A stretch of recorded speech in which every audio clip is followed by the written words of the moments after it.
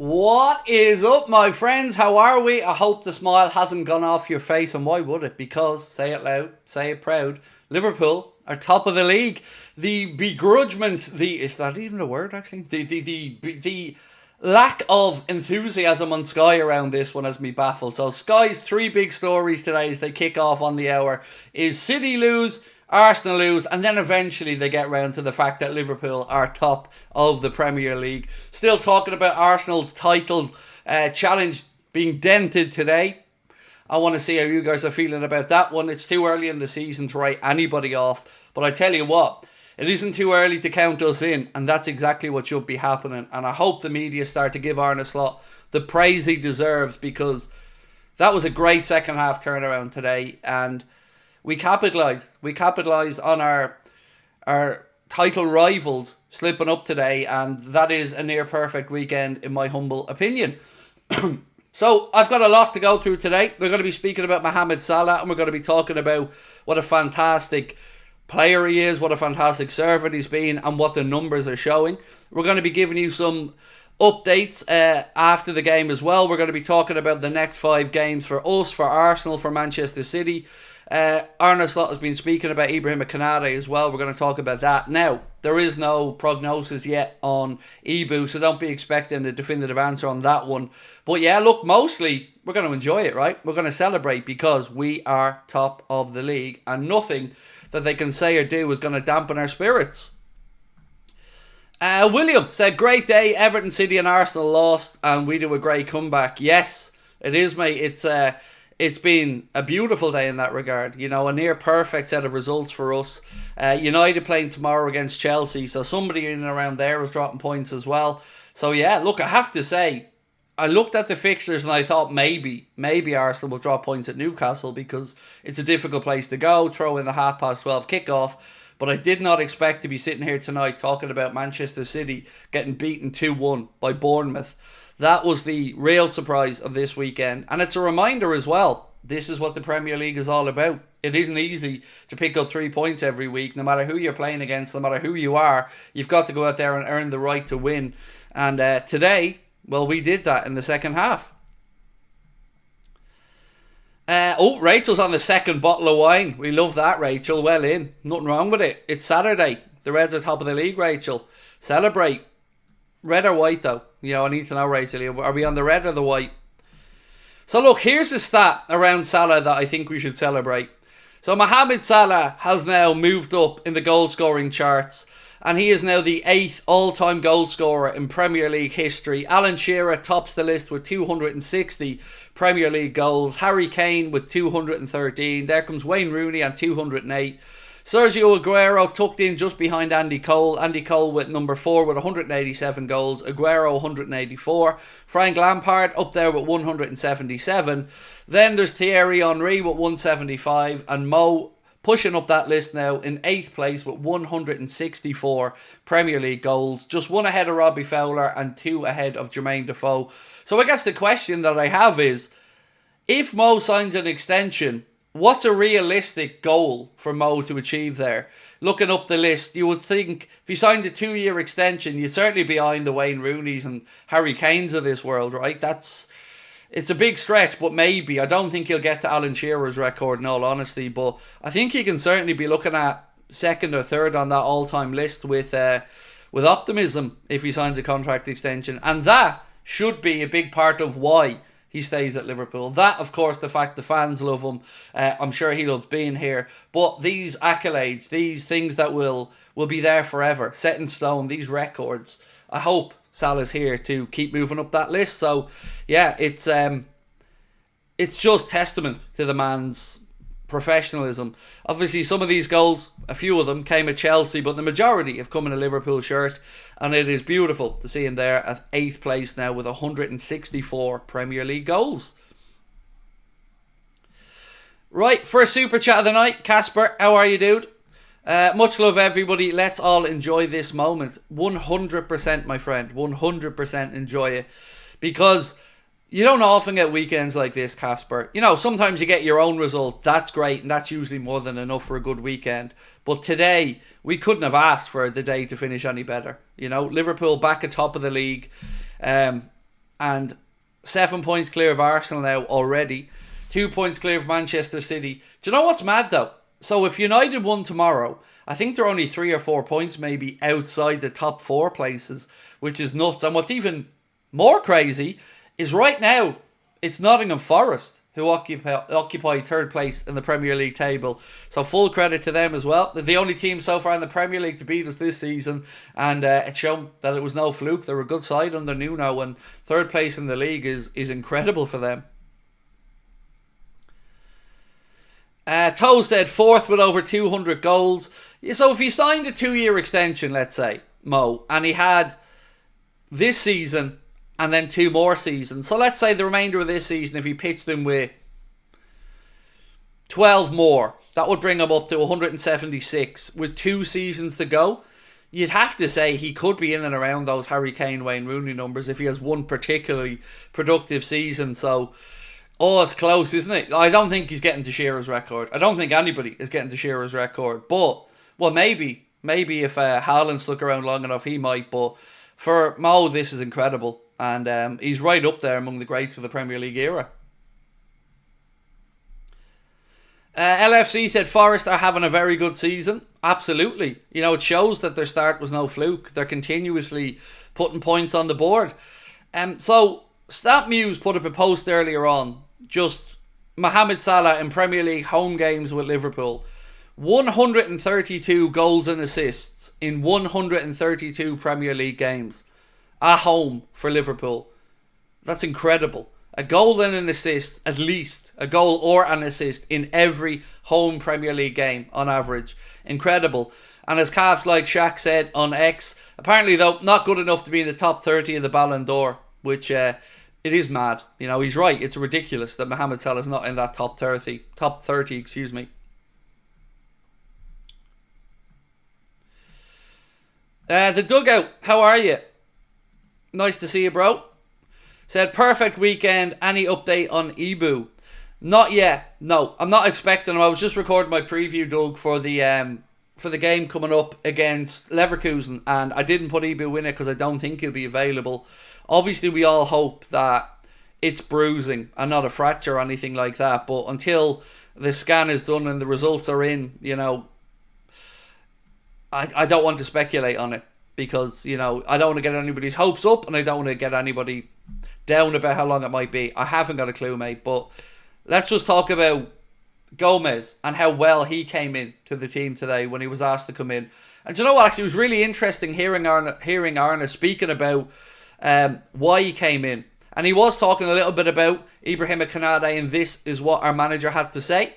He had a little bit of pain at half-time. So it was only the first half that was a disappointment. It was also the fact that he had to go off because he'd been really good for the whole season. The good thing is, in that position, I have 2 very good options as well in Jarell Quansah and Joe Gomez. And I took Jarell off 5 minutes before the end of the Brighton game on Wednesday because for 20 minutes he was already stretching and I could see and feel that he was tired, which is not strange because he hasn't played so much.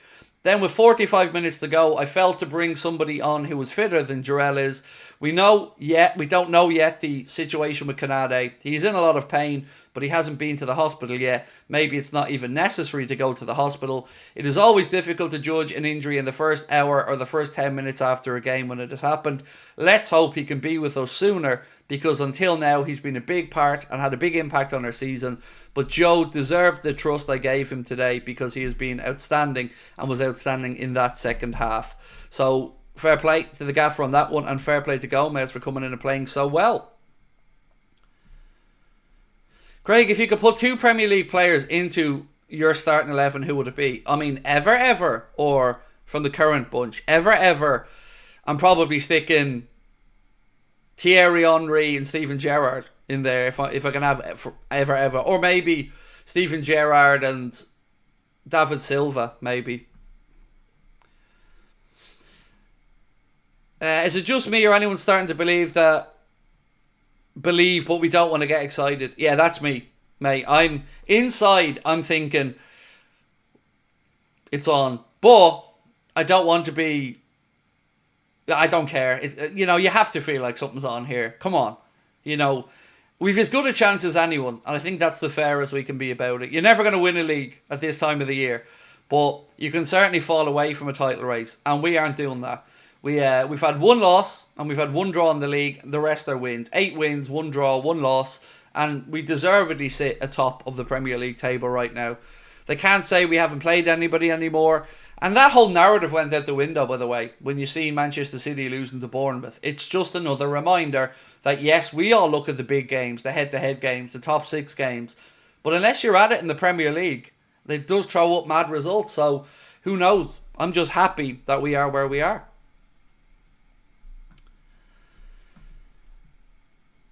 I'm thinking it's another 3 points. That's it, said Colin Brooks. Yeah, and look, big test coming up next weekend as well against Aston Villa. The last game before we head into the international break. So that's going to be a tough one. But we do have... Do Villa play on Tuesday or Wednesday, by the way? I don't know that off the top of my head in the Champions League. But obviously the fact that we play on Tuesday and the fact that this will be then a run of 3 games we have in a row at home. So Brighton today, Leverkusen on Tuesday, and then obviously Aston Villa on Saturday, could send us into the international break in a really, really good place. Darcy Walker said, cannot win the league the way Liverpool played in the first half. So very poor. Correct. We certainly have to improve on that. ARNE said as much as well in his post-match interviews. But we turned it around. And that's, you don't want to be going 1-0 down. You don't want to be starting like we did. Granted, fair enough, no argument. But it's the response that's important as well. And they found a way today to get over the line and get that win. And I'm buzzing for it. I've watched Salah's goal back probably 6 or 7 times since, and it just gets better every time I look at it. Away to Bruges on Wednesday, Ethan said. Thank you. So yeah, they have an away trip then in Europe on Wednesday, and then to us on Saturday. So at least our boys don't have any travelling to do now. We came back from the Amex, then Brighton today at home, Tuesday Leverkusen at home, and then Saturday Villa at home. Pretty good. So hopefully we can keep this momentum up. Moses said, thoughts on Dom today? So, I found it difficult in my player ratings to really give Dom a score. It feels like I was too generous compared to a lot of other player ratings and stuff I've seen since. It feels like a lot of people felt that Dom struggled today. But I do feel we're likely to see either him or McAllister miss out on Tuesday in place of Curtis Jones. McAllister would be the one personally that I think could probably do it a bit of a breather and save him for the Villa game. But yeah, we weren't great in midfield today at times. We just weren't. But I did think the substitutions made a big impact to the game. Giannis, thank you, mate, for your super chat and for your comment. Appreciate you. Said, buzzing after that win, Craig, my friend. As you should be. As you should be, mate, because this is a near perfect weekend. They don't come around too often. So, yeah, you should be buzzing by it. And also, I'm just waiting for the respect, that ARNE and this group deserve, because we've not been spoken about up there with your Man Cities and your Arsenals. Now it's about time that ARNE gets that respect.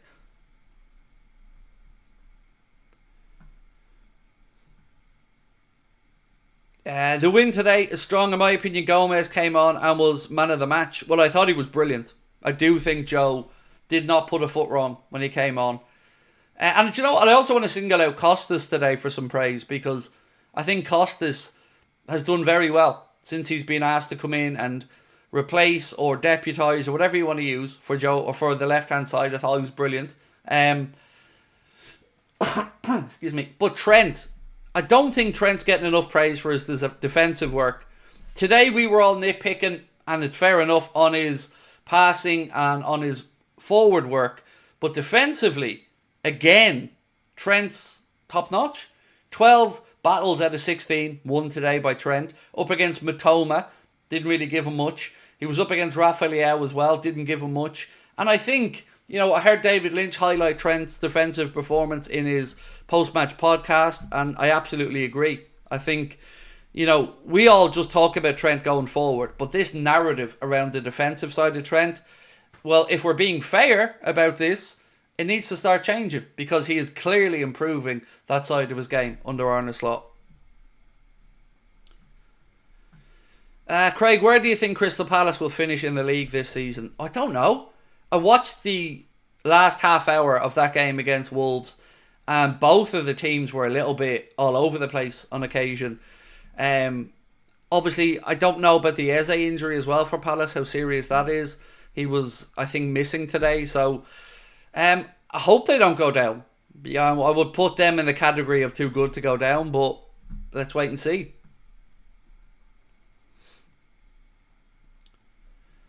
Must get another body in for midfield in January. 100% agree with that, AP. 100%. We do need it. We do need, especially with the great start we've had. If anything, this should only intensify the desire to try and make sure ARNE gets whatever he needs. Because the league title's there for somebody to go and win this season. You know, and why sit back and be passive about it? Let's go and attack it. I really believe we can do something special this season with ARNE slot. I'm excited what's to come. Up the Reds and up Anfield Agenda. Thank you, Yanis. Again, very kind of you, my friend. Appreciate your support and love the positivity. So look, I don't know what to say about a title race, you know. I feel like we're there or thereabouts. I don't want to get carried away because there is still a lot of football to be played. But I tell you, we're as good as anyone. And that's the fairest I'm going to be about it. We are, if we're told that we have to consider Arsenal as title contenders, then we're title contenders. You know, look at who they've played, look at who we've played. You know, I think we're still getting slept on by many people. I keep saying this, but imagine this was a manager that had come in to United, or imagine the manager who came in after Pep Guardiola had started this well at Manchester City. I guarantee you the media would be fawning over them and saying what a brilliant start it is and how they haven't missed a beat. And ARNE's come in, taken over the job from the most iconic manager of my lifetime at Liverpool. And he's come in and he's just gone about his business. And it's been a pleasure to watch. Right, on that, let's have a look over Arsenal and Manchester City's next 5 games, by the way. So Arsenal, they play away against Inter Milan on the 6th of November in the Champions League. Then they have an away trip in the league to Chelsea. So Chelsea have some big games this weekend, United. Then on the 10th of November, they take on Arsenal at Stamford Bridge. So difficult fixture that for Arteta. Then they have Nottingham Forest at home on the 23rd of November. And as we've seen and know ourselves, Forest are no mugs. They're going to make it difficult. Then they play Sporting Lisbon away in the Champions League on November the 26th. For Manchester City, their next 5 games are away against Sporting in the Champions League midweek. Then they're away at the Amex against Brighton, November the 9th. Then after the international break, they're at home against Spurs in the Premier League, 23rd November. They're at home against Feyenoord in the Champions League. And on December the 1st, Manchester City come to Anfield to take on Liverpool in what is already shaping up to be a massive game in the Premier League season.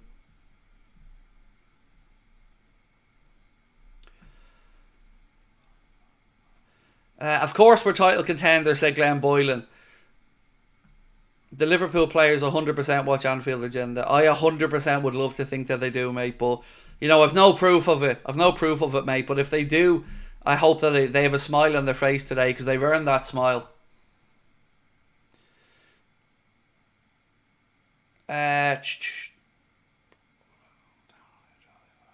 Did you see Bray Wanderers play at Lone Town and we have Drogheda in the final? I haven't been keeping tabs today, mate, of League of Ireland football. I haven't.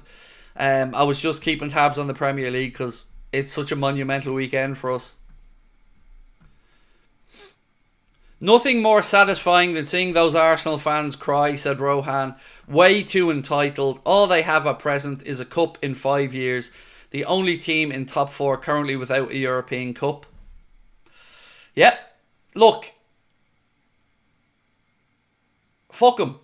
And I mean that in a nice way. Because you're right. There has been this mad sense of arrogance that I don't feel is deserved from some sections of the Arsenal fan base. You know, some of them are fairly down-to-earth people. But for a team that have never won a European Cup And a team that has won one trophy in 5.5 years under Arteta, a domestic cup, to hear them spoken about as the next great thing, they have to earn that.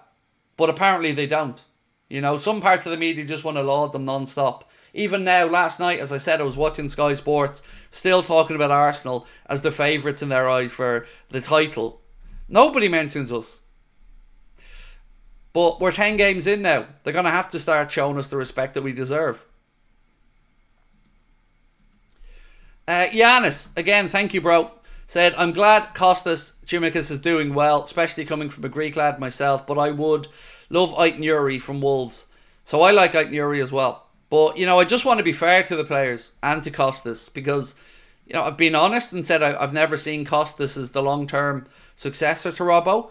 But I want to give him his credit for the performances he's putting in when he's been called upon by ARNE slot this season because I think he's been very good. Harry Klein, I love this analogy. Never stops getting funny, mate. Devon Haney FC couldn't blame anybody else today. And I'd seen Alexander Isak's goal, by the way. Very good header. Very good header for Isak. But yeah, look, you're not going to win league titles if you're going to start losing games like that. And they were so passive against us at the Emirates in the second half. That's not how you win a league title. Like, I don't think Arteta has the bottle for a league title. I don't. You see already he's reverting to safety and, you know, Martinelli running to the corner flag with 15 minutes left. Look at any of the big games between Liverpool and City over the years. Any of those titanic battles between Guardiola and Klopp and Liverpool and City. And you're never going to see anybody wasting time with 15 minutes to go running to a corner flag. Both teams went out there to win those games. And Arsenal, they're too timid. They are. They're too afraid to go and seize the league. So I don't think they're going to do it because I don't think they've got the stomach for it. And I think Arteta's too cautious and I think it's going to end up undermining his time at Arsenal. And I wonder, like let's say for instance next weekend they don't get a result against Chelsea. I mean, if they dropped out of the top four, at what point is Arteta going to be under pressure conversation going to start? Because it's not like he hasn't been given money or time and patience. He has. But as of yet, one second place finish isn't qualifying you as a top notch club and manager. You got to deliver them trophies.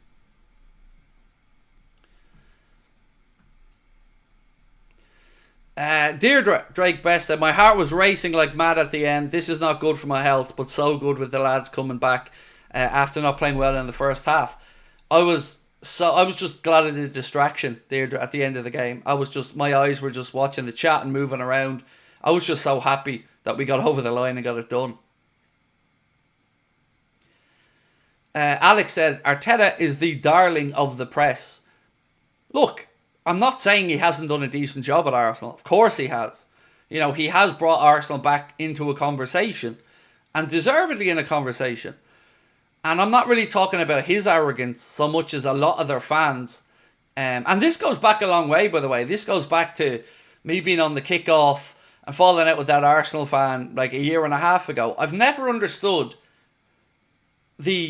not confidence, because nothing wrong with a bit of confidence, but I've never understood the arrogance at which some of them talk about how good they are and how much better than Liverpool they are and how much better than X, Y, or Z they are. They don't prove it. They don't prove it when it counts over the course of a season.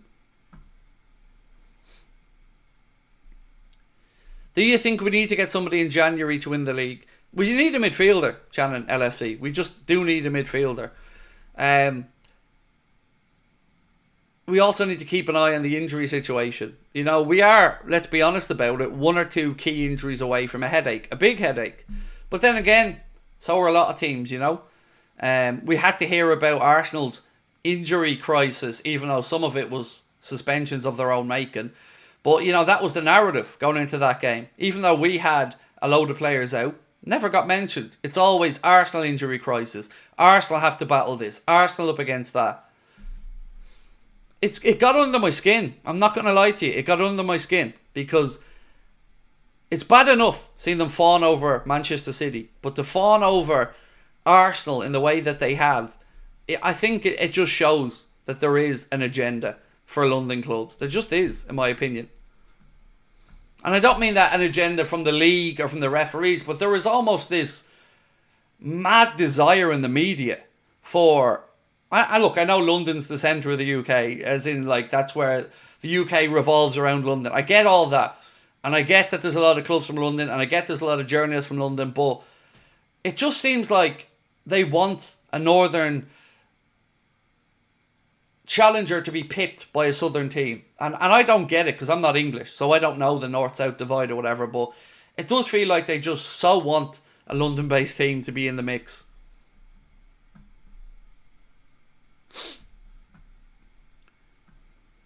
The gap between Liverpool and Arsenal is now that big that you can fit a Forest in there.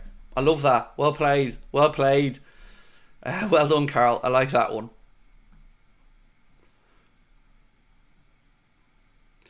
And also, Endo. Well done to him today. I thought that he did the job exactly that the manager wanted. Came in and helped shore up the midfield. Helped see out the game. So yes.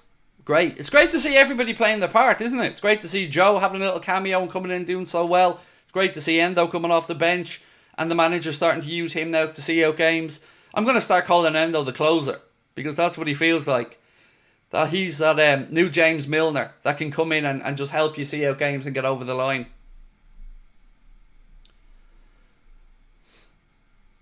Even Fabrizio seems very London-centric. If I'm not mistaken, and I'm open to being corrected on this, but isn't he a Chelsea fan? I swear he's a Chelsea fan. Or at least he's been spotted at the bridge, one or the other.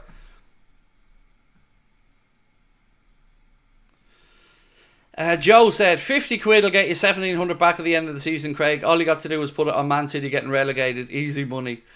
I think I'll wait a little bit on that one, mate, to see what the ruling says. He supports Watford. He does, yeah. Oh, is that because of the Pozzi family? Is that because of the Italian influence at Watford and the Pozzi family? Which would make sense, to be fair. But I feel he has a soft spot for Chelsea, though. I do. Yeah, so, but does he support Watford in the kind of, you know, Martin Tyler doesn't support United kind of way? Or is he really a Watford fan? I think it's just the Italian influence there from the Pozzi family personally, but... Your Gem said, love your live streams, Craig. Watch them all the time when I'm gaming. Thank you, mate. Appreciate you. It never ceases to amaze me that you become, a little part of somebody's daily life, or that they stick you on when they're in the kitchen walking around, or as you are gaming, mate. It means a lot to me. Thank you. What's your early thoughts ahead of Leverkusen? Well, Mahmood, I've just recorded the preview, mate, which is going to come out tomorrow. There's going to be 2 videos out tomorrow. I'm taking the day off tomorrow, so there'll be no live content, but we'll have a news video in the morning and then the preview of the Leverkusen game, which I've already recorded. I've gone for goals in the game. I think it's going to be a really fun game, and the Champions League this season seems to throw up high-scoring football games because everybody wants as best chance as possible to get into that top 8 in that league table. So, seeing as it's just 1,300 of us here, I've gone for a 3-2 win to Liverpool. I think it's going to be a hectic game. I don't think it's going to be easy. I think our heart's going to be in our mouths at times, but I feel we'll get the job done. I think it'll be interesting to see as well the great reception Alonso will get before the game, of course, and then, all bets are off once the game starts.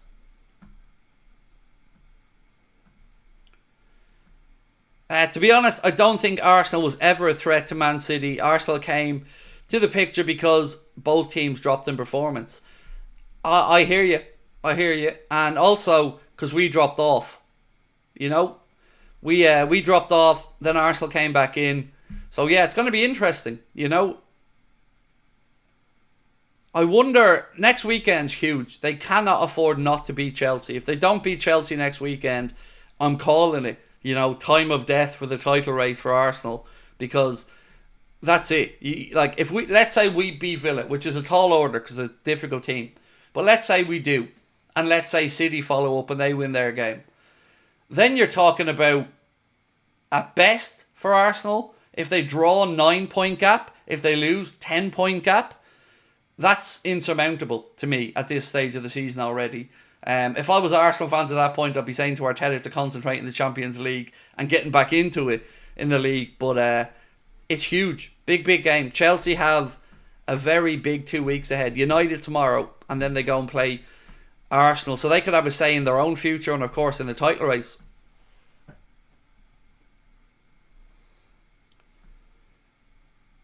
How do I contact you by email?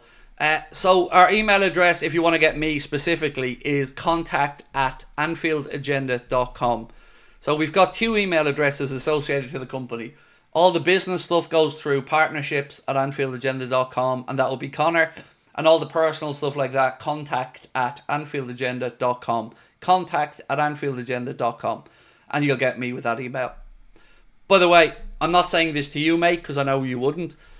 But don't send me shitty emails, anybody, because, I've got enough crap at the moment. So, positive stuff, no problem. I always try to respond to them. But, yeah, don't be sending me snidey ones, anyone, because they're going straight in the bin. Aaron said, underappreciated that the lads don't have to travel for the Champions League game. I mentioned it at the start of the stream, Aaron. 3 home games in a row is a nice way to ease into that international break. We travelled back from Brighton, then we played Brighton today in a home game, play Leverkusen on Tuesday in a home game, and then take on Aston Villa. And by the way, what a tasty fixture that's next Saturday. Saturday night, 8 o'clock. It's not often we get those games in the Premier League, so I'm buzzing for that one. I imagine if you're going to the game, the atmosphere is going to be incredible. But what a fixture and what a time as well. I can't wait. Buzzing for it.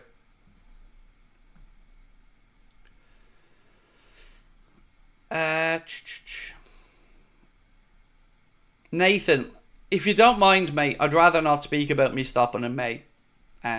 Because I want to enjoy my time between now and then, if you don't mind. So, one thing I want to make clear, though, is when I do stop in May, it's not going to be stopping making content at all. I'm going to make content. I'm going to carry on doing the Red Mist podcast with Lee Gunner. The plan is to just walk away from Liverpool content because I'm clearly dividing Liverpool fans, and I don't want to do that. I don't want to be a figurehead of hate, or I don't want to be a negative on our fan base. And if I am, then I walk away, as I've said, and that's okay.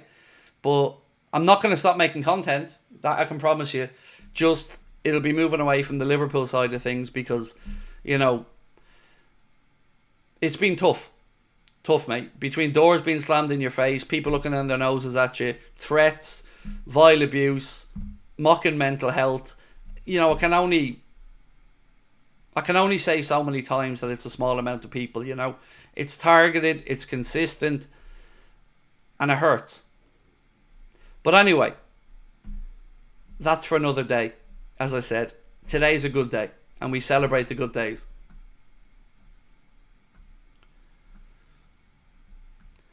Can't wait for Tuesday and next Saturday, said Alex Macklin. Same, mate. Leverkusen is going to be a belter of a game. And we finally get the answer to that question that was asked a lot last season, is what would happen if we played each other? And I've always felt like we have their number, Leverkusen. I've always felt like if that came to it, we'd beat them. So let's see it on Tuesday. And then, of course, after the international break, Real Madrid rocking up to Anfield, and then the small matter of Manchester City as well on December the 1st rocking up.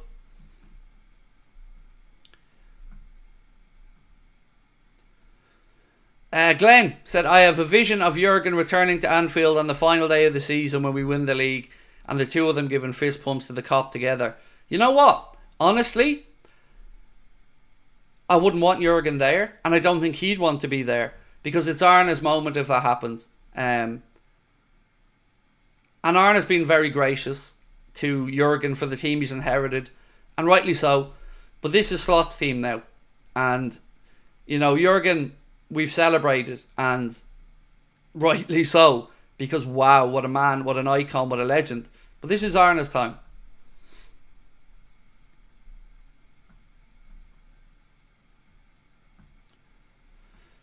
Finty Tin said, I couldn't do what you do. So, mate, look, I thought it was stopped. And then I went in the rabbit hole yesterday of, as I said, Reddit, because I was researching.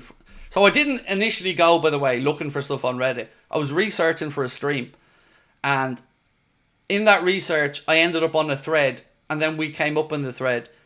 And I've never seen that like it. You know, AIDS of a fan base, cancer, just horrible, horrible, horrible shit. Talking about me being a grifter, talking about me blaming any outbursts I have on autism or mental health, when I've never, ever, ever, ever done any of that. And I've tried to change that narrative, and I've tried to give my viewpoint on it, but it doesn't matter. Shit sticks, and people have made their mind up about me, and I can't change it. And I'm tired of trying to win over people that just, like, I want to be accepted by the Liverpool community because I love them. I love the city. I love the football club. The club want nothing to do with me. The locals want nothing to do with me. I can't keep subjecting myself to it because it's draining.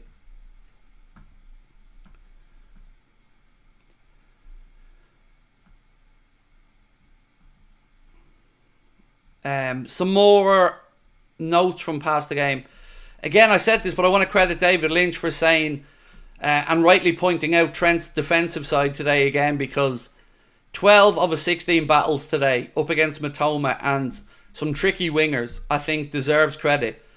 I felt really actually bad for David Lynch when he was recording his podcast, because he was recording it and they were mowing the grass, and I felt bad for him when it was happening. But don't forget to go over and check out David's stuff as well, by the way, either on his Substack or of course on his YouTube channel.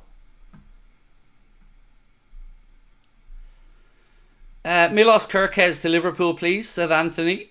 He's certainly getting a lot of admiring glances this season, mate, from football fans. Do you think Costas going to take the place of Robertson? I think right now, so I think we need context in this conversation firstly. And it was informative to hear Arne Slot saying yesterday that Andy Robertson has struggled for fitness because he didn't have a proper pre-season, because he was injured obviously in the international stage with Scotland, and then he never really managed to get back into a proper rhythm. So for now it feels like that Arne doesn't think Robbo can play 2-3 games in a week, and he's not at that level of fitness yet. So whilst that's the case, maybe we are going to see some interchanging of Costas and Andy Robertson. But I tell you what, as somebody who has been critical of Costas, and I have, he deserves his credit for the performances lately. I thought today as well he stepped up, and full credit to the lad. Is Lynch pro FSG? Do you know what? I don't even think of David in that regard. I don't think of him as pro or anti anything. I just think of him as a fan, a journalist, a good guy, and somebody who speaks his honest opinion. Genuinely, I wouldn't put him in any box like that, nor would I put him in any uncomfortable situations where I ask him about things like that, because I respect him too much. But I love chatting with him about Liverpool because he's very informative, very knowledgeable. I think he speaks very openly and very well about the club. And I'm just proud to have him, you know, doing bits with us on the channel. It's been a joy, honestly, it has.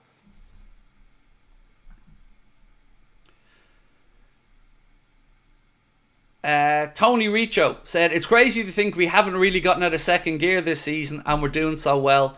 Imagine going through the gears, we'd be flying. I know, that's the scary thing, Tony, isn't it? We've got like more gears to go through. So there was another really interesting thing, and the insights I love from David Lynch are, you know, he's inside the ground every game, and he was speaking about, it feels like the Kop are now being won over by Arne Slot. Like, there's an understanding now that yes, it's going to be different from the way that we played under Jurgen, and it isn't going to be as enthralling at times. It can be a little bit more, I don't want to say boring because I don't agree with that, a little bit more cautious maybe at times. But today, when it needed to be, and when ARNE needed to tweak things and bring on the cavalry, I think everybody came together. The stadium, the players, the manager, and I think all of it came to show the power of Anfield. And I think that was probably one of ARNE's first real moments today of harnessing the power of Anfield and feeling it. And I hope that he feels his part of that. You know, that was in reaction to him and the boys, and he's earned it.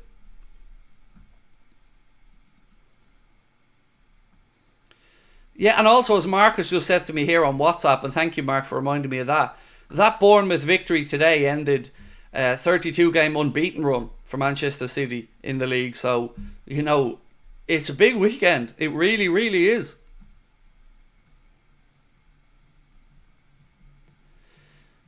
Mark Davey said, I really want Núñez to do well, but the evidence is telling me different every time I see him. Really, Mark? Now, I can understand it previously, of course.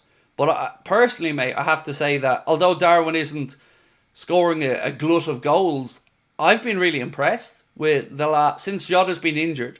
I've been impressed with the version of Darwin Núñez we've been seeing. He's a real handful. And I love the relationship that he has with Mo on the pitch. They seem to have this real proper vibe there.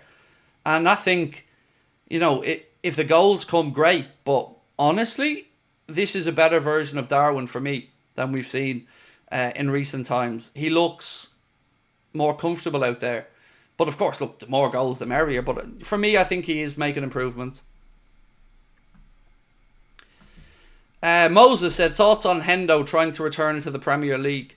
I mean, it's his decision, it's his career. You know, if he gets that move to Sunderland, as an example, it would be nice to see his career go full circle like that. And, you know, I always like to see a player finishing a career at a club like that where they've come through and came through the system. You often see it as well with players that come from South America over, that they go finish their careers back in Argentina or Brazil. And there's something poetic to that. So if Hendo does come back to the Premier League and it's if it's with Sunderland, so be it. It's not going to be with us anyway. Fionn, thank you, mate. Fionn Murphy, thank you for your super chat and your comment.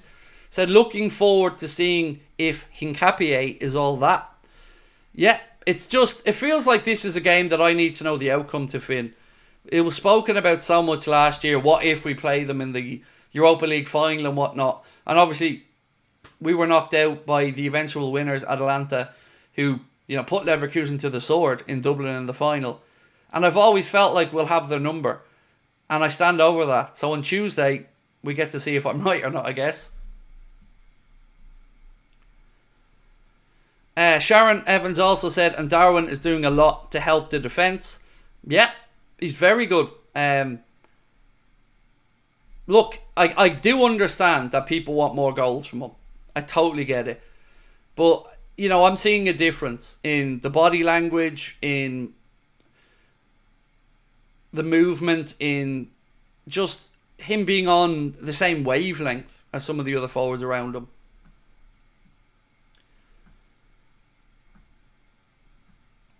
Evening, Craig. Is it unfair to say that as an attacking threat, if Mo is having a bad game, we struggle as a whole? It's an interesting question. I don't think it's ever crazy to talk about if your talisman isn't doing it. You know, but look at it a different way. Maybe Mo wasn't firing on all cylinders today, but he had a big moment. And he had a big second half. And when that moment came, and we needed him, and the pressure was on, yet again, he underlines why he is an icon at our club. Because that goal was a special goal. That was Mohamed Salah of years gone by. Picks up the ball, goes at his man, cuts inside to his left foot, and it wasn't an easy finish, and he absolutely put the laces through it. It was incredible. And do you know what I loved about today as well? It was a very Liverpool way of going and turning it round, wasn't it? How often have we seen quick goals back to back like that? And I think today it was 2 goals in 2 minutes or 2 goals in 3 minutes. How many times over the years have we seen that happen? Where we're finding a breakthrough, we're struggling, and then bang, breakthrough, and then the next one, and we're ahead. It's not an accident. I'll never believe it's an accident. Liverpool FC vlogs. Let me just get your comment up, sir, and thank you. I just need to mute this because I need to cough 1 second. Sorry, my voice is a bit raspy after all the shouting during the game. Talk about a game of two halves today, mate. Have a pint. Also just uploaded a vlog from today's game if any viewers want to check it out. Please do go across and check out our friend at Liverpool FC vlogs. Absolutely. Do you know what, mate? We've always wanted to have people's viewpoints from inside the stadium as well. So if you go to all the home games and you want to start sharing your vlogs or anything with us, mate, we'd be happy to work out something there as well. But please do go across and check out Liverpool FC vlogs channel there, because you know, the more the merrier in the content game from a Liverpool perspective. And appreciate your insights, mate. Appreciate your courtesy and kindness, and of course happy to have a look at your content as well. And yeah, thank you.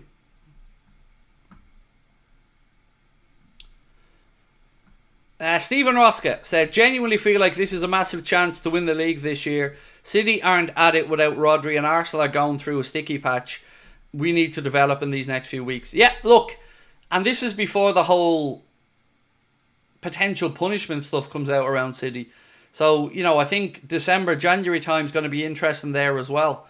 And whatever way you dress it up, not beating Bournemouth is a big, big loss for City. And I said at the start of the season, I don't see them having the same fear factor. Because, look, De Bruyne is getting to the tail end of his career. And injuries are getting worse and worse with him. He's been a huge player over the years for them. Haaland needs the service to score, and maybe he's not getting that service. I heard he missed the sitter today as well. So I hope that these little things keep going wrong for them. Because what I didn't want to happen was Guardiola to get the big send-off with another Premier League title. I want him to go out miserable. I want him to leave the Premier League, and I want them to be found guilty of the charges, and I want us to be the story.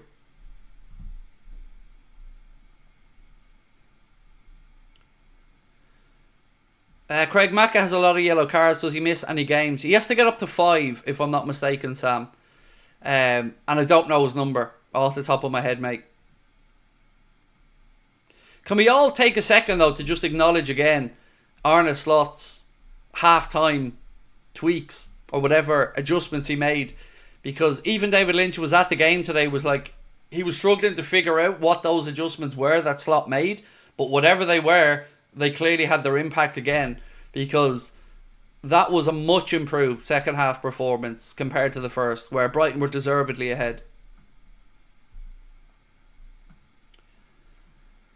Ali said, I think Marmoush comes, Craig, and he's the one to replace Jota.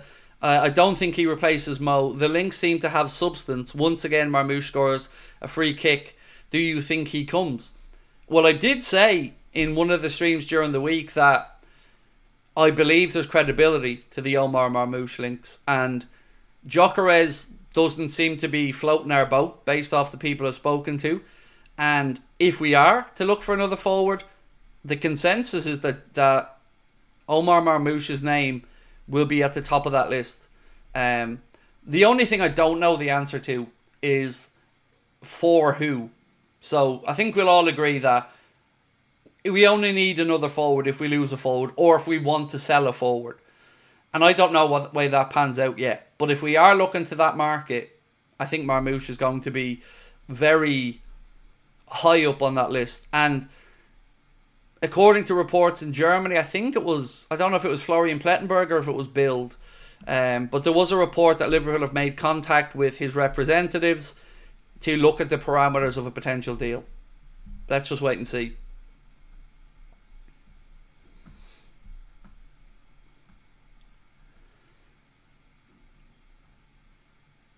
Right, so Anything Liverpool have put up a lovely post as well. Shout out to those guys who said Mohamed Salah this season, 15 games, 16 goals and assists.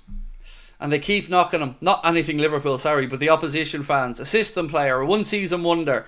Well, here he is again. Show him why he's the king.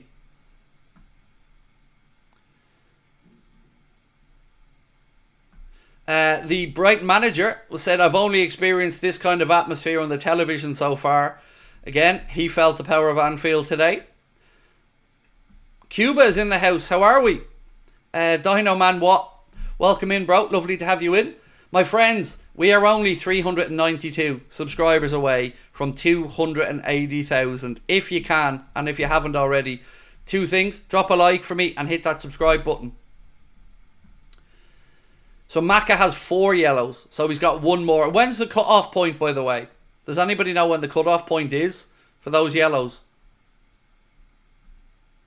Because, yeah, you don't want him missing City. You don't want him missing Villa.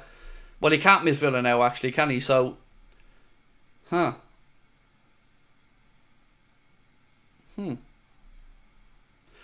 have we got?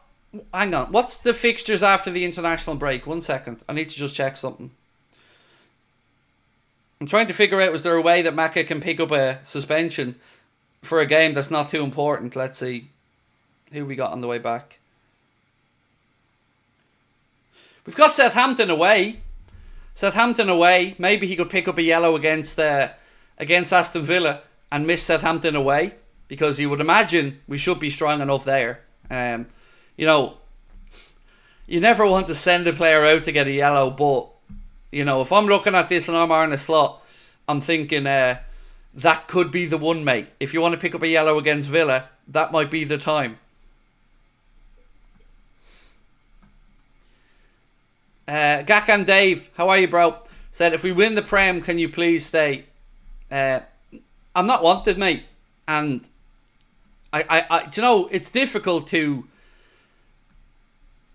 consistently read lies about you. Now, I'm not talking about people, Dave, who said, I don't like your content, you're shit, your opinions are shit. That's fine. I'm talking about vitriolic, disgusting lies about my character, my mental health. I can't be looking at, I can't have my kids looking at that. I can't.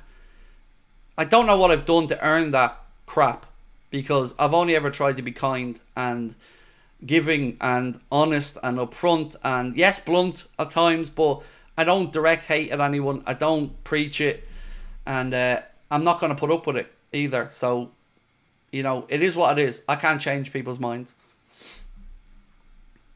My God, I'm warm, by the way. I asked the missus to put the heating on. I'm melting here.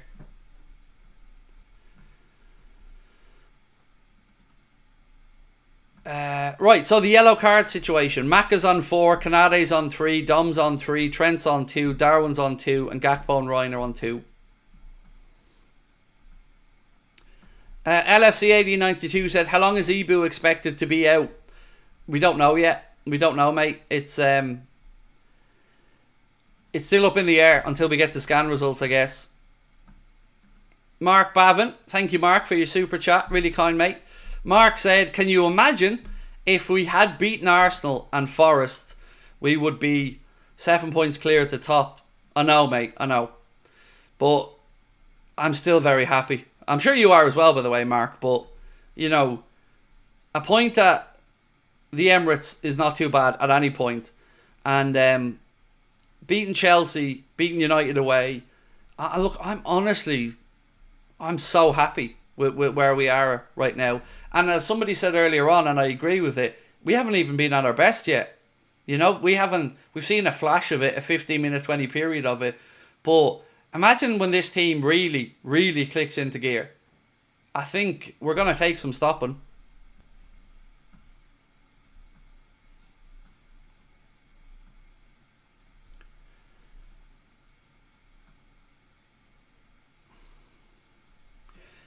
Stephen Landry said Núñez is doing well, stepping up with the Jota injury. So can I ask a question on Diogo, actually? How does everybody feel about Diogo's future? Because I'm torn on it. I understand him being a squad player. I've no problem with that. But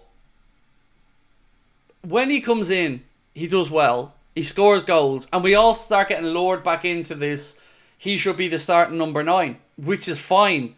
But then an injury comes again, and we're reminded that, unfortunately, often through no fault of his own, by the way, because they're contact injuries and stuff, he does seem to always miss periods of games. And if you go right, I think I'm right in saying if you go right back even to his Wolves days, that was the case. And robustness is important. You know, look at Mohamed Salah, look at Virgil van Dijk. They're both outside of maybe a big injury, in Virgil's case the ACL. They're both bulletproof. And they're every week, week in and week out. And yes, Salah might miss a handful of games through fatigue, but you know you're going to get 30 to 35 Premier League games at a mo in a season.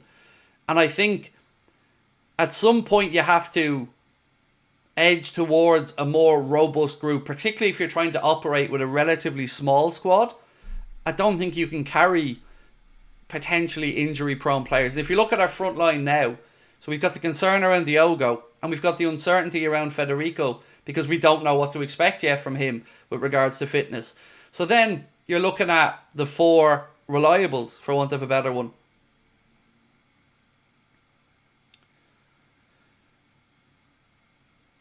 Vibe said, a lot of draws and losses. It's Liverpool's league for the taking as long as referees behave.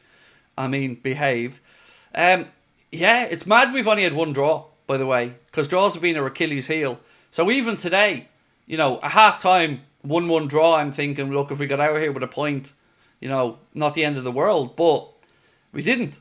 We went and got the win. 2 goals in 2 minutes, and that could be so pivotal. You know, all these extra little 2 points, where in seasons gone by, maybe we wouldn't have got the 2 points extra. Roger Rabbit said, Anfield atmosphere in the second half was electric. It certainly was. Yeah, certainly was.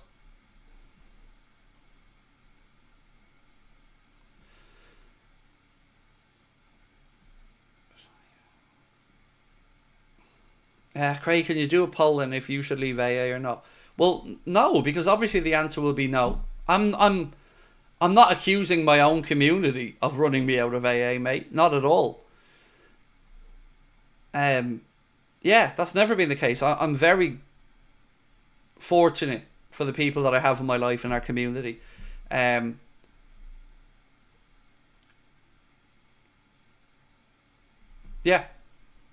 Sorry, I don't want to keep going back over this because, you know, I want to enjoy the remainder of the season.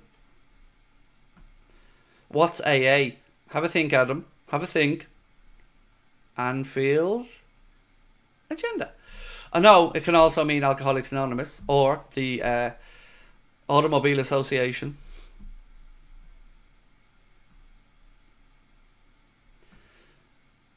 Craig, Slot is always talking about Nottingham game. He's not over it at all. I love that about him though, mate. I love the fact that even that still wrangles at him and niggles at him. Good. I love how... I don't know, that's not the right word. I was going to say I love how anal he is, but that's not the right word. I love how the little things matter and details matter. I'm so impressed with ARNE. I'm so impressed.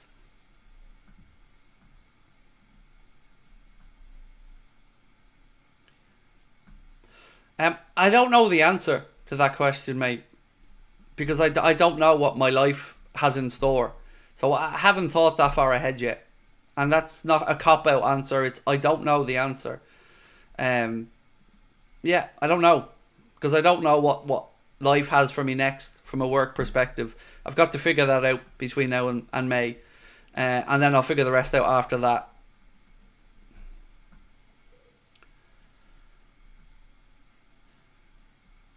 I'm worried about Trent. He seems lost sometimes on the pitch. I think... Let's look at this in 2 ways, Harry, right? So, let's break up Trent into 2 pieces. Attacking Trent, defensive Trent. Normally, it's been the case that it's defensive Trent that we're a little bit concerned about. But weirdly, this season, I'm more concerned about this side of Trent's game. Defensively, I think he's doing really well. And I don't think he's been helped by the lazy bullshit narratives of the likes of Roy Keane, who's still to this day saying he can't defend, which is absolutely nonsensical. You know, if Keane can't admit the improvements in Trent's game, then I think he's doing a disservice to the viewers, because he's not being fair. And there have been times in the past where Trent's been accused of not being as good at his defensive work as possible. But he's spoken about the changes ARNE is trying to make, and he's spoken about the little details that ARNE is showing him. And I'm seeing it, and David Lynch is seeing it, and most Liverpool fans are seeing that improvement. So that part I'm good with. But it's the other side, the side we take for granted, that I'm a little bit more concerned with. His passing today at times was off. But I don't know. I don't know if there's a way to have the best of both, or if there always has to be a counterbalance. But look, we'll always nitpick on individual performances, but we're winning. So yeah, I'm always happier to have these conversations when we're winning. What I don't know about is what's in Trent's heart. You know, I don't know if he wants to leave or not. And I don't know if this is playing on his mind. You know, like, he's a human being, the same as the rest of us. I'm sure the whole situation is taking its toll on him. You know, if he is torn, or even let's say he isn't torn and he wants to stay, but he's not getting the numbers that he thinks he's worth as an offer. You know, I'm sure it's a difficult period for him. I hope he makes the right decision. And for me, of course, that right decision is staying with Liverpool. But, you know, the longer it goes on, the more it becomes a potential distraction. So I hope it gets sorted so we know what we're dealing with. And so Trent can just focus back on the footy. Which, look, he is focusing on, don't get me wrong. But it must be a distraction. So, Adam said, Jones is really impressing me this season so far. I just worry he'll pick up an injury and lose all his consistency again like last season. I think to be credible here, we have to say yeah and acknowledge what you've said. He has been better this season. He feels and looks like he understands his role more in the way Arne Slot wants us to play. I think he spoke about that as early as pre-season with the training sessions and the way Slot wanted him to play the position. And yet Jones deserves his credit. Absolutely. Hopefully he can keep it up. Like right now he's knocking on the door. He's there or thereabouts for a starting place, and fair play to him.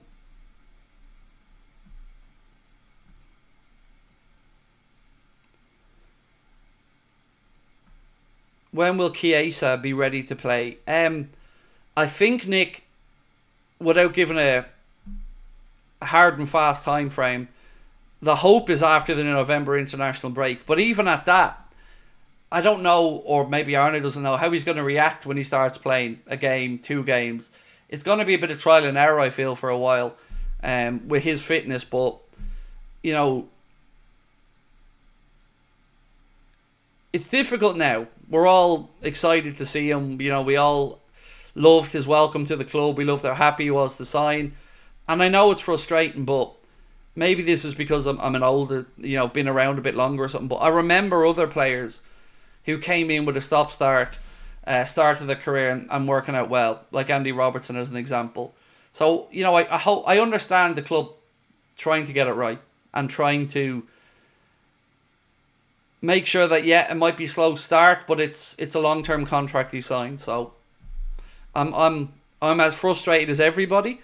But I want him to be right, and if he is and he gets it right and he can prove his fitness, what a player we have. Craig, I feel Slot doesn't like Kwanzaa's type of play. Well, to be fair, mate, he started the season with him. You know, in the first half against Ipswich, first league game, he went with Kwanzaa and Van Dijk.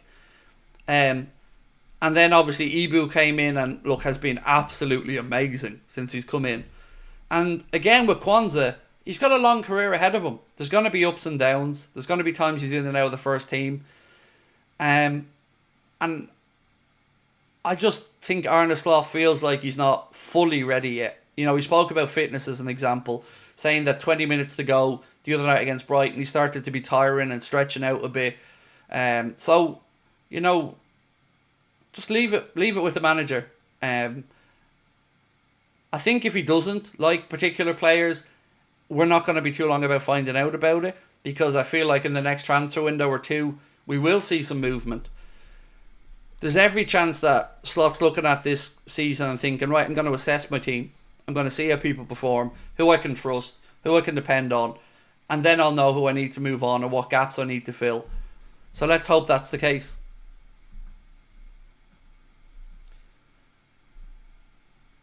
Do I think a loan for Kwanzaa is good? No. We can't afford to be loaning him out. We don't have depth there. So if we're going to back Kwanzaa, well, we've got to back him in the first team.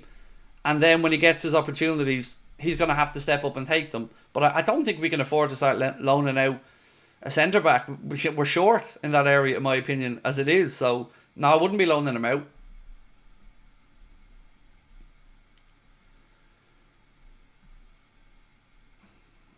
Is Kadioglu the Turkish Owen Hargreaves? He did have Owen Hargreaves vibes, alright. It's a good shout. Bajcetic and Kumas doing well on loan, as is Ben Doak as well. Yeah, Bajcetic over there at Salzburg. I wonder who lasts longer, him or Pep Linders. I think we need a striker if Jota keeps getting injured. I mean, I can understand that point, Fallsy, mate. I can. It's a horrible thing to say, like, because we'll say that about Jota, and then in the next breath we'll all admit he's one of our better forwards when he's fit. That's the frustration, isn't it? It's that lack of dependability. And it's nobody's fault. Diogo doesn't not want to be fit. It's not on him. It's just one of those really shitty things in football that we've got a great player who absolutely has a big part to play when he's on the pitch and when he's fit and available, but unfortunately is going to miss periods of game time. I think it's now 103 games in the last 6 years for club and country. Ali said, Jota turns 29 next year. How much time will Liverpool give him? Honestly, I don't know the answer. I have no idea what way the club are thinking with Jota. I haven't got a clue. Jose Manrique said, Darwin massively frustrated me today.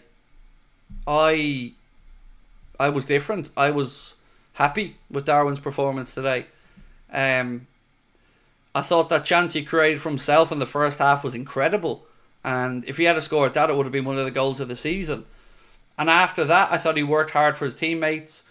But look, he could do with some more goals. That I'll give you.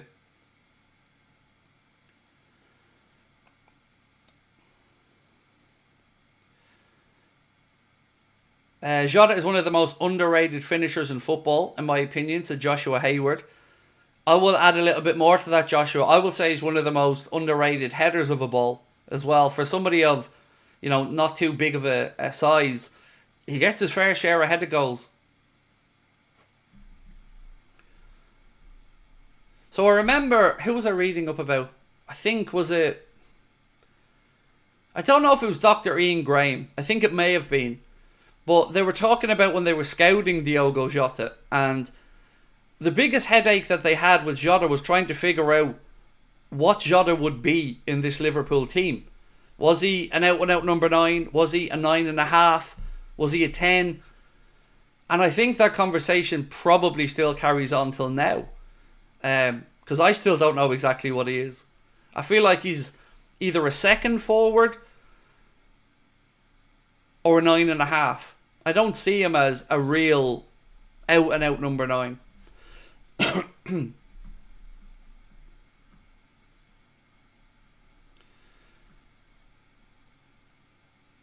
So, Mr. Declay, can I get some context to your comment? You said, I love this channel, but I wish there was more actual football talk, less drama and negativity.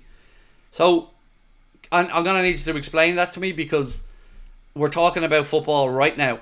Like, we're talking about the players, their performances in the team, their reliability around fitness or not. That's football talk. So I'm not sure what you mean, mate.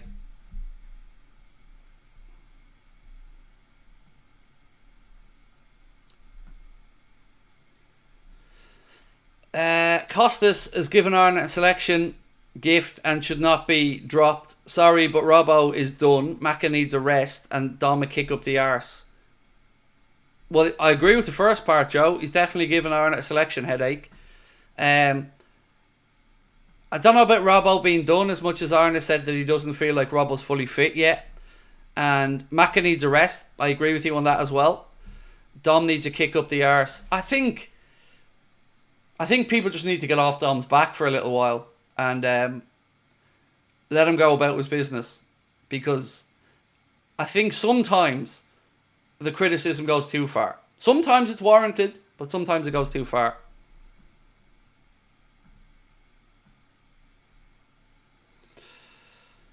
So, Ty said, you're going to turn your back on the people who support you and all your subscribers. See, that's the way you look at it, mate. And that's fair enough. But my question is,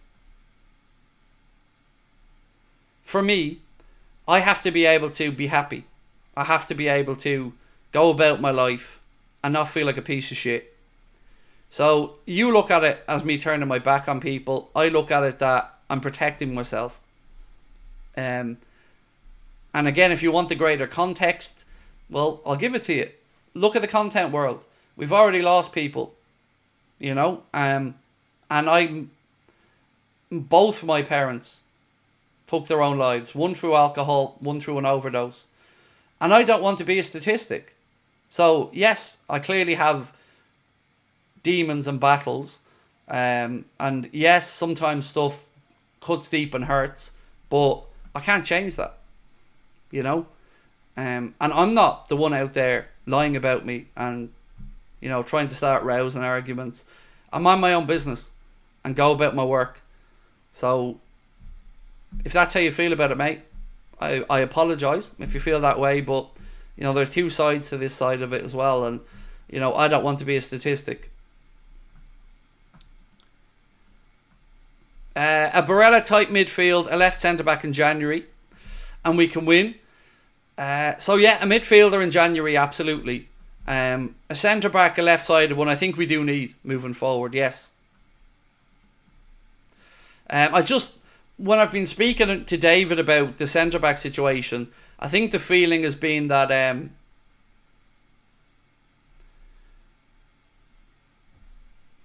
we need a younger, fourth choice kind of centre-back to come in, maybe.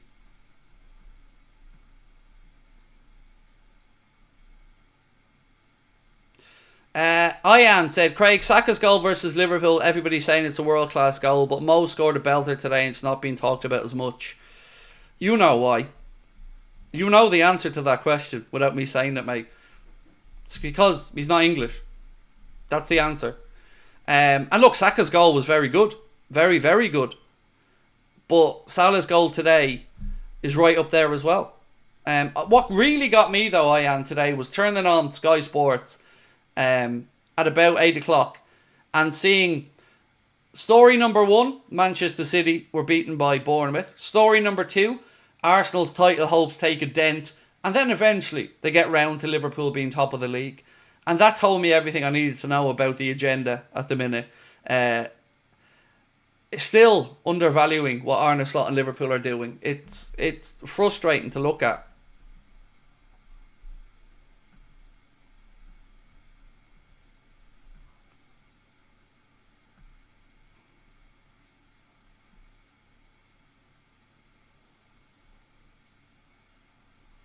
Sorry, I'm trying to figure out some of these comments. I can't make head nor tail of some of them.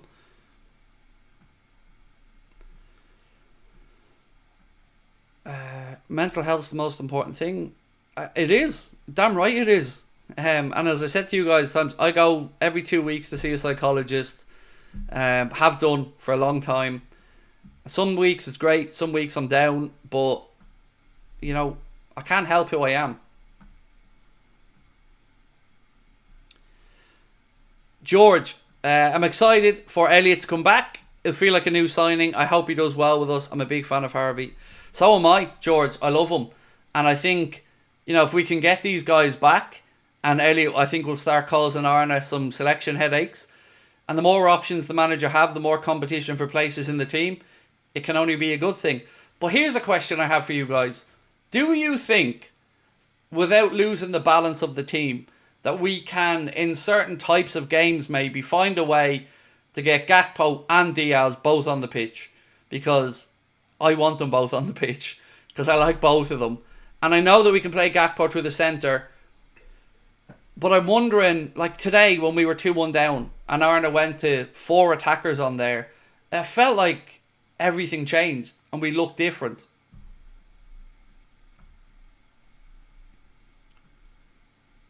Ever thought about managing a football team? Yes. Yeah, I've considered that before, mate. I consider doing my lower level badges, and I may do in the future. Has there been any update on Ibu? No, not yet, mate. I think they have to wait for the swelling to go down a bit and then get a scan done. But trying to read between the lines from what Slot was saying, I don't feel like he thinks it's overly serious. But again, as I said, I don't want to second guess.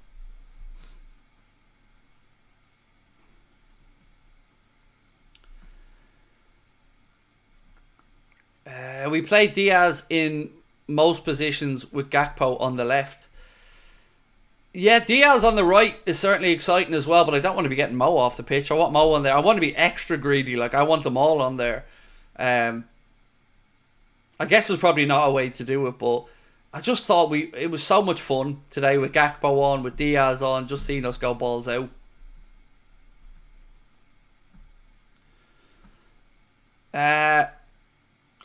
TIB or 3KI said, thoughts on Szoboszlai recently. So, I will absolutely say that I think Szoboszlai can improve. I don't quite buy into some of the criticism of him. Like, I think it's gone too far at times. But I don't know if it's because people have such a high expectation of him, or if it's because people are going with a narrative. Sometimes these things snowball. And I just hope people assess Szoboszlai game by game and are fair in those assessments, because sometimes it's the bits we don't see, the non-flashy stuff with him, that is a huge part of why we tick under ARNE Slot. So yeah, he can certainly produce a bit more, but I think we're a better team when he's in it.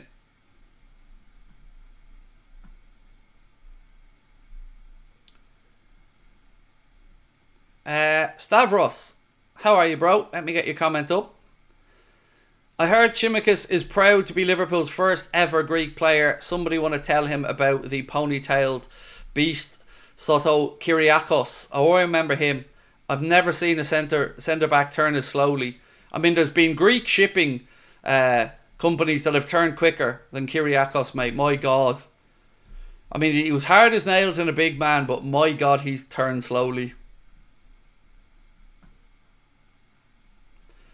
John Secker said, I'm a Brighton fan, but well done, Liverpool. Thank you, John. And do you know what, mate? Look, we were only praising Brighton earlier on, mate. The style of football you guys play. In the first half, we couldn't lay a glove on you at times. It was really good. And what Tony Bloom and Brighton are doing as a football club, from the outside world, John, it doesn't go unnoticed, mate. I can tell you. You're very highly respected in the football world. And I'm really impressed with the continuation and the evolution of Brighton. So, look, I'll take the win today, but massive credit to you guys for the way you play. And in that first half, you had a deserved lead. It wasn't a fluke.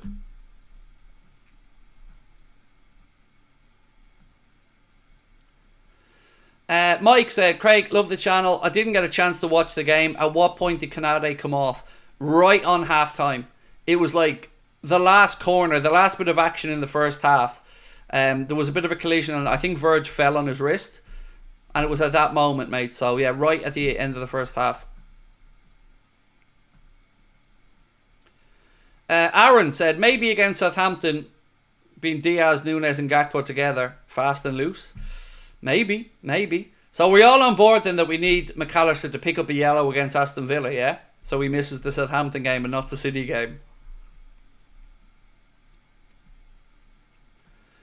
Issa said, or Lucho 10, Gakpo left wing, Salah right wing. Lucho gets the pressing energy. Maybe. So, one last question. Are we really title challengers? And this is certainly to everybody in the chat. You know, John, if you're still there as an outsider, a non-Liverpool fan, are we really title challengers? Will we be there or thereabouts at the end of the campaign? I'm definitely feeling we'll be in the mix. I'm not arrogant enough to say we're going to win it, but I think we're going to be in the mix. I love it. All yeses in the chat. Boom. We love that. Joe Marsfield goes a little bit further. Joe said, I think we're favourites. Depends on the January transfer window, said AD. Alex Cooper, do you think we beat City? So, instinctively, yes, I do, because it's at Anfield. But I'll also need to see who the referee is going to be for that game. If the referee is, let's say, Michael Oliver, then I'm going to say it's going to be a draw. Because I've no faith in him after he bottled that decision last season. And VAR bottled it as well. So, you know, if we got a referee that we're all happy with, then yes, I think we beat City. Because we're at Anfield and they look vulnerable at the minute.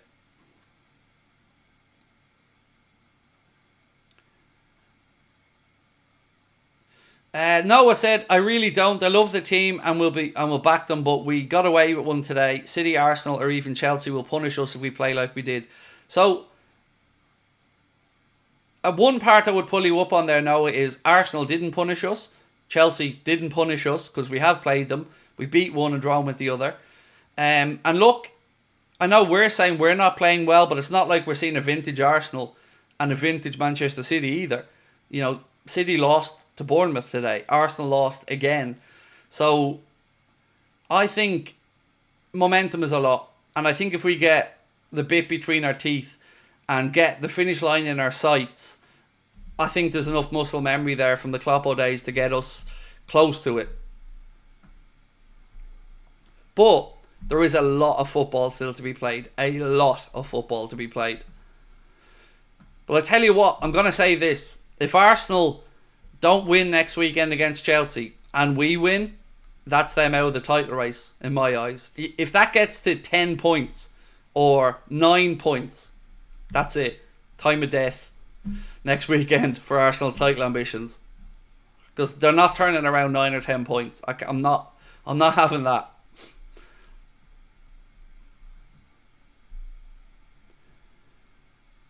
Dino said, as long as we take care of those post-break matches, we are in. And Glenn said, today was a huge win for us. I go to bed a happy man. Yes, and speaking of that, I'm going to go and record a news video for the morning and a few other bits and pieces, ladies and gentlemen. So, thank you for another amazing day. It's savoury. It's one of those beautiful weekends where pretty much everything goes how we would have wanted it to. Liverpool win, Arsenal lose, City lose, and we're top of the Premier League. Enjoy it, celebrate it, whatever you're doing tonight. Have a good one. Thank you as always for your support. If you can, drop a like for me before you head off and hit that subscribe button. And I will see you guys on Monday for the Late Night Agenda. Tomorrow there will be a preview coming out for the Leverkusen game and a news video, but there won't be any live content tomorrow. So I will see you guys on Monday, where I'll also be chatting with David Lynch. That'll be coming out Monday evening. So thank you guys for everything. Talk to you soon. Bye-bye.